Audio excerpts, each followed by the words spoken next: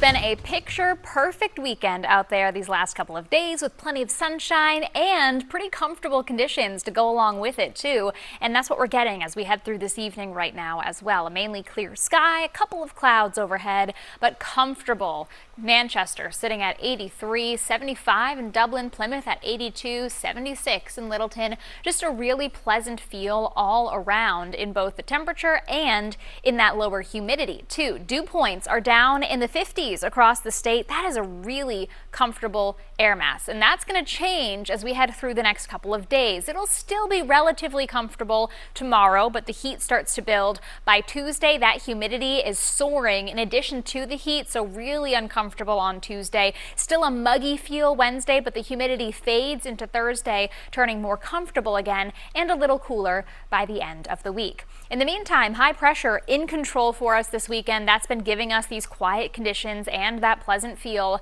As we head through the next couple of days, there's a spot shower or storm chance tomorrow, but a better chance late Tuesday, and those storms have the opportunity to be on the stronger side or perhaps even severe. But we're staying quiet tonight.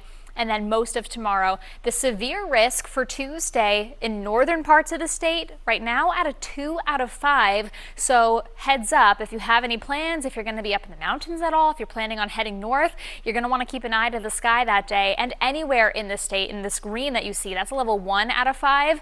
And so even there, we could be looking at the chance for a stronger storm. Here's that potential timeline. So tomorrow, most of the day is quiet. We get a good amount of sun, but a spotty shower or rumble of thunder can't be ruled out as we head through the afternoon and early evening. Then on Tuesday, we start quiet, some sunshine mixing with clouds in the morning. As the late day and evening comes around, we're going to see this boundary sinking southward, and it's later in the evening and Tuesday night where we have that chance for some of these stronger storms. So the one good thing is that the timing of this is coming later at night instead of the middle of the day, which if this were to speed up and come through a little bit faster, then we could be talking about a wider spread risk for severe storms. So that's something we're watching. In addition to that heat, highs in the 90s, feeling close to 100 degrees. Could even see 90 again in spots on Wednesday before cooling down and fading with the humidity for the end of the week.